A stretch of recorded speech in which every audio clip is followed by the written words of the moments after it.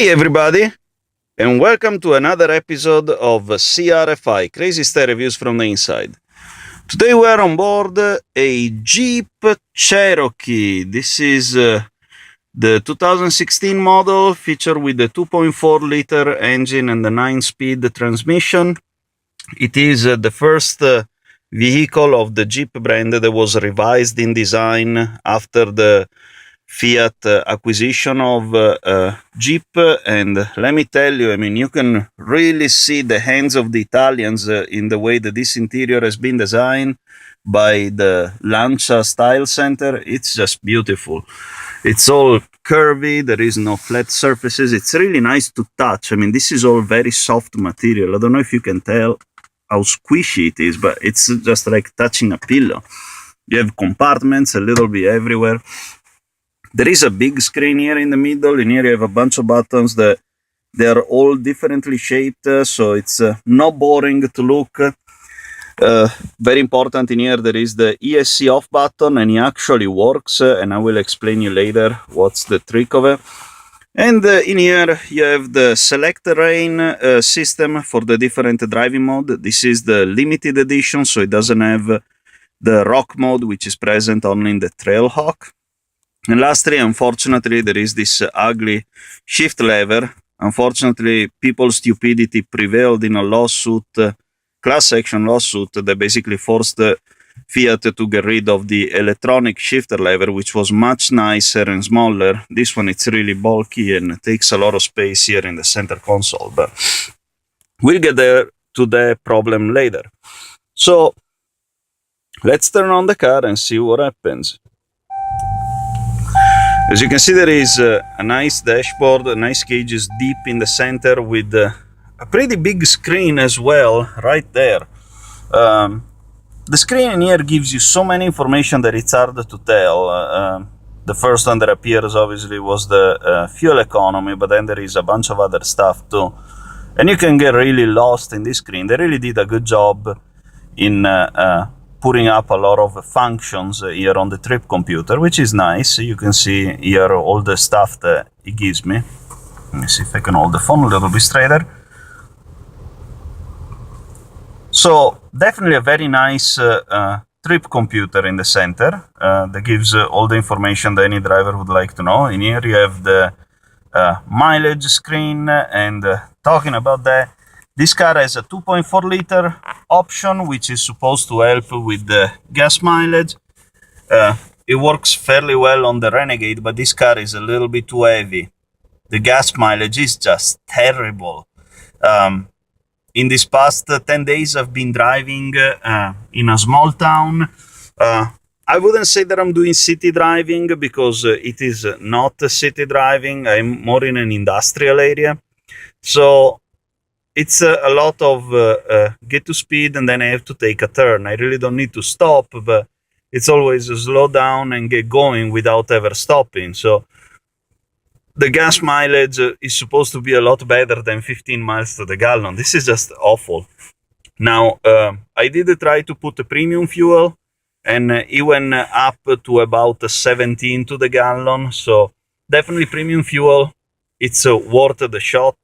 Especially on the highway with the premium, I was getting about 21, 22 driving at 75 miles an hour, whereas with the regular that I had at the beginning, I was doing only 19 miles to the gallon, which is just terrible. I mean, this car drinks like if it was a 5-liter V8. It's like if this engine, when you drive it, it feels like the little engine that could, but it really can't. I mean, it's always making an effort to go. It's always trying to gain RPMs. One thing that really helps to get a little bit more responsiveness is to use this selector. In the auto mode, the throttle response is kind of laggy, but if you put it in sport mode, it's very, very responsive. Still not enough power to push all this weight, but it's better. Definitely what this car needs, it's a diesel option. And that's really upsetting, because this car in here is barely doing 20 miles to the gallon. But in Europe, they sell this car with a 2.2 liter diesel that does well over 40 miles to the gallon.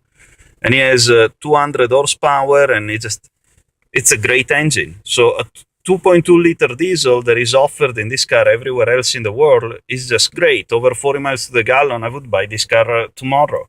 But in this, 15 miles to the gallon driving around in non-urban area, it's just awful, terrible.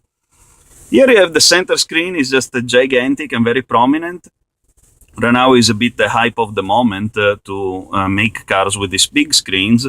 The thing is that I found that it's kind of too much. Everything is in here. So if I want to change my seat controls, I need to go here. And, you have a heated seat, heated steering. Honestly, I don't like much the heated seat, but the heated steering wheel, I found out that I like a lot. In here, you have your climate controls. You have to access the screen to change your AC and stuff. So every time that you have to do something, you always have to go back to this screen and do something. It's not that you have a knob and you can do it. And talking about the knob, here on the radio, it took me 10 minutes to figure out where the volume control is, and guess what? It's down here. I don't know why they put it down there, but it's down there. And right beside it, there is the button for the stability control off.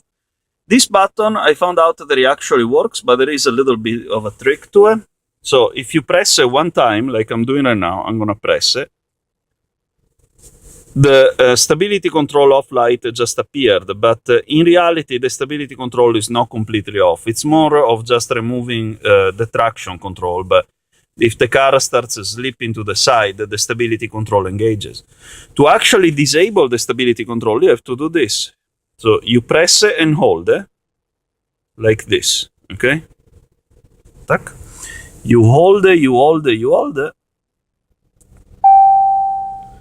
ESC fully off.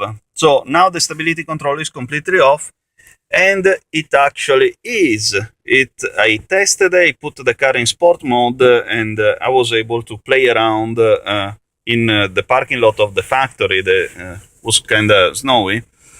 And it was funny. The car was drifting around, etc. With only one limit. You drive the car, and all of a sudden, when you're slowing back down below 35 miles an hour, you get again the same beep that tells you that the ESC is off. The reality is that for some reason, Jeep decided that after 35 miles an hour, the ESC comes back on. Okay, it can be an okay feature, but honestly, 35 miles an hour, it's kind of a yucky speed to choose, because when you're driving in town, you always bounce up and down from above 35 and below 35. So I drive to the factory, and every morning I hear this beep, beep, beep multiple times in just a 5 minutes drive. It's not quite great. So I think that they should change it and make it disable, I don't know, after 45 miles an hour, maybe 50. I mean, when you start getting to highway speeds, I understand that it may be better to have the stability control active in a car like an SUV like this. But, 35 miles an hour is too low to just keep beeping like that. And honestly, I think it should beep the same way when the system re-engages, because for some driver, it may be dangerous to have the ESC active. Down here, you have the 9-speed gear shifter. It's nice that they actually don't have a reverse. It is correct. So if you want to shift up, you pull the lever back. So this would be second, third, fourth, and you go all the way up to ninth. And this one you shift down, fourth, third, second, first. It's nice that it's not reversed, but it actually doesn't work. I tried it, and you pull it to change gears, but it honestly changes gears still whenever it just wants. You can pull the lever, and it may change gear even 4 or 5 seconds after you requested a gear change. So it's kind of pointless. And at this point, it becomes even more of a pity that Fiat Chrysler had to get rid of this of the electronic shifter, because some lawsuit started by, I'm sorry to say this, but some really stupid people. They said that the system was so unfamiliar that they kept forgetting the car in neutral instead of reverse, because the previous lever, you would just click it one time, it would be neutral, another time reverse, another time park. Or you pull it back and it's reverse, neutral, then the drive. rather than just pulling a, in all this long movement that is doing right here.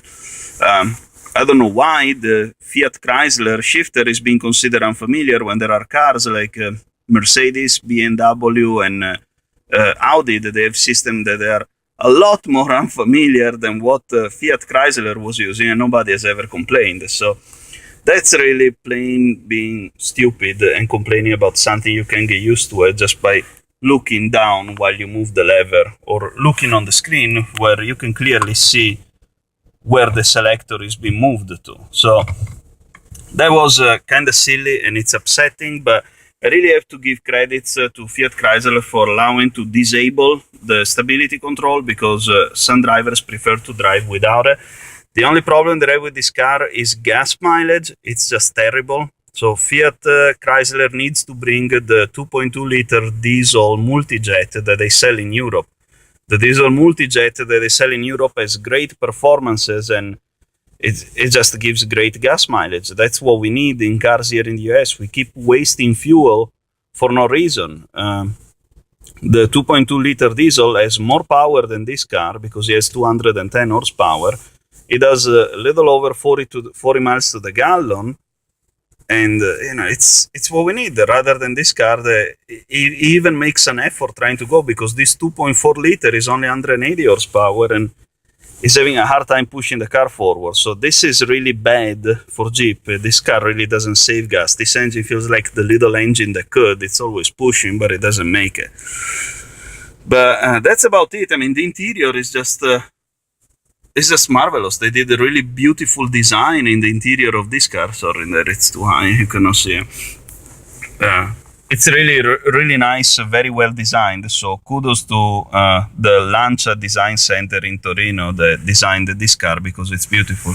Honestly, I'm not a big fan of this brownish thing, but I'm sure that you can buy this car with different color options. So soon we will do a little test on the stability control, and we will talk about it in a different video. But thanks for watching, and see ya!